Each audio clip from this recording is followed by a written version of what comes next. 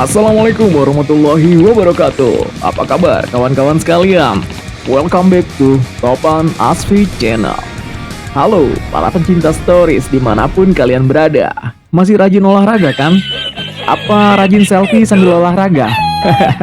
Gak apa-apa kok, yang penting selalu jaga kesehatan ya. Jaga asupan makanan dan nutrisi yang tepat, karena saat ini cuaca sedang kurang bersahabat. Jangan sampai kalian tumbang dan auto minta surat dokter biar nggak dipotong gaji. Oke lah, kali ini kita akan membahas seorang pahlawan nasional yang namanya sudah sangat terkenal bahkan di kalangan generasi milenial. Namun gak jarang sebagian dari mereka mengetahui siapa pemilik nama yang tersohor ini. Yeah, Margonda. Siapa yang gak pernah dengar nama ini? Margonda adalah salah satu kawasan elit di daerah Depok. Bahkan ada mall yang merupakan salah satu tujuan utama anak nongkrong di Jakarta. Ngaku aja guys, lo pasti belum tahu siapa Margonda ini. Jujur aja gue sendiri baru tahu kalau Margonda ini nama orang. Gue pikir tadinya nama buah, Markisa Gondangdia, atau mangga, rambutan, gohok, dan cempedak. Konten ini adalah requestan sahabat kami yang rendah hati dan bersahaja, Mas Wicaksono atau yang biasa dipanggil Mas Sony, dengan channel YouTube-nya Kak Suari Baby Lover. Silahkan dikunjungi guys. Oke lah, jangan berlama-lama lagi. Ayo sama-sama kita telusuri profil dan jejak hidup pahlawan kita ini. Stay here, this is Topan Aswi Story.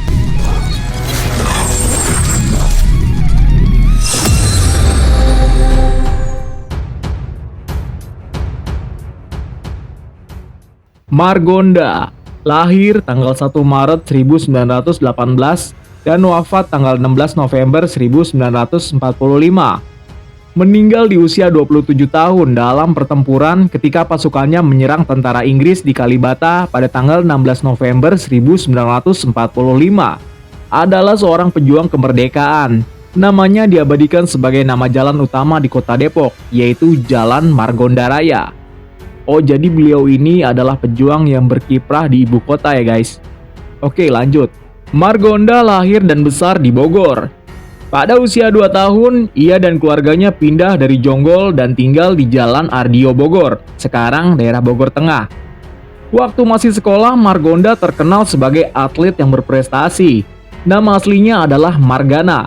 Dia menikah dengan Maimunah, keponakan MS Mintareja, yang pernah menjadi Menteri Sosial dalam Kabinet Presiden Soeharto, sekaligus Ketua Umum Partai Persatuan Pembangunan. Margonda adalah nama seorang pemuda yang belajar sebagai analis kimia dari Balai Penyelidikan Kimia Bogor. Lembaga ini dulunya bernama Analisten Kursus, sekarang SMK dan SMAK Bogor. Didirikan sejak permulaan Perang Dunia Pertama oleh Belanda. Memasuki paruh pertama tahun 1940-an, Margonda mengikuti pelatihan penerbangan cadangan di Lucevaart Afdeling atau Departemen Penerbangan Belanda. Namun tidak berlangsung lama karena tanggal 5 Maret 1942 Belanda menyerah kalah dan bumi Nusantara beralih kekuasaannya ke Jepang. Saat Jepang takluk dengan bom atom Amerika di Nagasaki dan Hiroshima pada tahun 1945, Margonda ikut aktif dengan gerakan kepemudaan yang membentuk laskar-laskar. Margonda bersama tokoh-tokoh pemuda lokal di wilayah Bogor dan Depok mendirikan Angkatan Muda Republik Indonesia atau AMRI yang bermarkas di Jalan Merdeka, Bogor. Umur Angkatan Muda Republik Indonesia atau AMRI di bawah kepemimpinan Margonda relatif singkat. Mereka pecah dan anggotanya bergabung dengan BKR, Pesindo, KRIS, dan kelompok kecil sejenis lainnya. Margonda masuk anggota BKR di Bogor. Setelah mengikuti pendidikan kemiliteran secara singkat, ia dimasukkan ke Batalion Kota Bogor dengan pangkat Letnan Muda. Dari Bogor ia naik kereta api dan bergabung dengan pasukan Batalion 1 di Depok. Ketika gugur di Kalibata bersama rekannya Sutomo, jenazahnya dibawa ke Bogor, tempat kelahirannya. Keduanya dimakamkan di depan stasiun Bogor. Makam keduanya kemudian dipindahkan ke Taman Makam Pahlawan Dredet Bogor. Oke guys, jadi beliau ini merupakan pejuang asli kota Bogor ya. Awalnya beliau bersama teman-temannya membentuk Laskar Perjuangan, namun pecah kongsi, dan beliau masuk ke pasukan resmi nasional yaitu BKR. Seperti tadi di awal telah gue sampaikan bahwa Jalan Margonda Raya yang berlokasi di kota Depok menyimpan kisah tersendiri tentang perjuangan Letnan Muda Margonda, yaitu tentang peristiwa yang dikenal dengan nama Gedoran Depok. Peristiwa terjadinya Gedoran Depok tak lepas dari sejarah awalnya berdirinya Depok oleh Cornelis Castellan, saudagar VOC, generasi awal yang memerdekakan kota Depok. Sejak itulah Cornelis Castellan menjadi tuan tanah, yang kemudian menjadikan Depok memiliki pemerintahan tersendiri, lepas dari pengaruh dan campur tangan dari luar. Cornelis Castellan mewariskan seluruh tanahnya kepada 12 marga budaknya yang berasal dari berbagai suku Indonesia, dan memerdekakan mereka dalam wasiat yang dibuat sebelum meninggal. Meski bermuka pribumi dan berkulit coklat, 12 marga dan keturunan mereka bergaya hidup seperti orang Eropa, buah didikan sang tuan.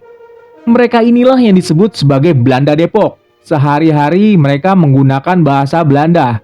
Oh gitu, jadi Belanda Depok awalnya dari sini ya guys.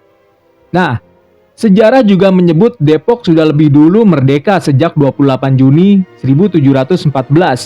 Mereka punya tatanan pemerintahan sendiri, yakni Gemeente Bestuur Depok, yang bercorak republik. Pimpinannya seorang presiden yang dipilih 3 tahun sekali melalui pemilu. Pemerintah Belanda di Batavia menyetujui pemerintahan Castellan ini dan menjadikan sebagai kepala negara Depok yang pertama. Oh begitu ya, baru tahu nih.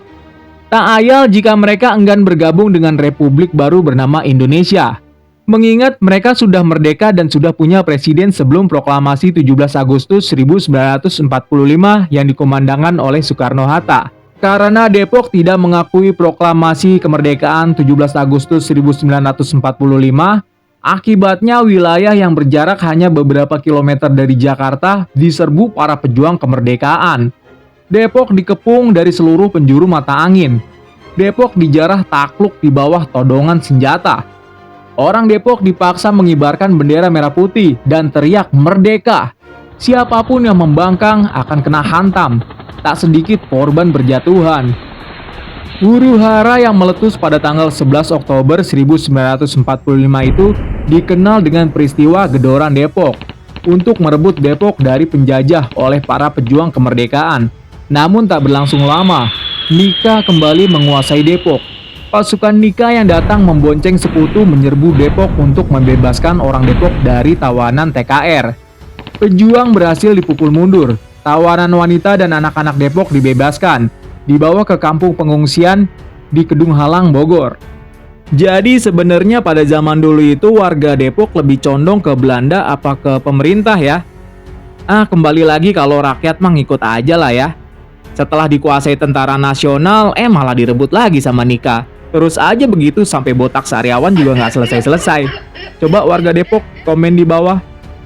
Semenjak itu, kantor Gemeente Bestuur yang tadinya dijadikan markas TKR berubah menjadi markas Nika.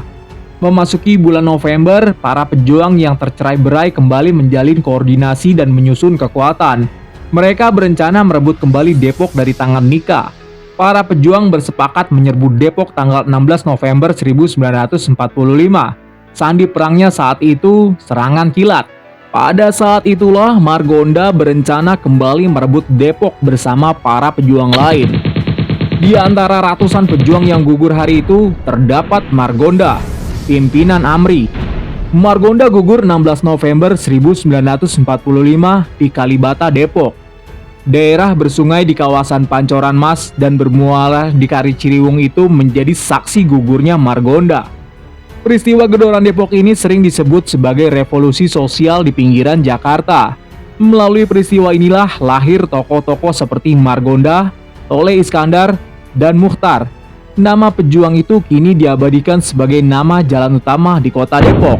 Demikian sekelumit kisah tentang seorang pejuang bernama Letnan Muda Margonda dalam mempertahankan kedaulatan negara. Semoga dapat menambah wawasan Anda semua. Mohon maaf atas segala kesalahan. Terima kasih atas perhatiannya. Wassalamualaikum warahmatullahi wabarakatuh.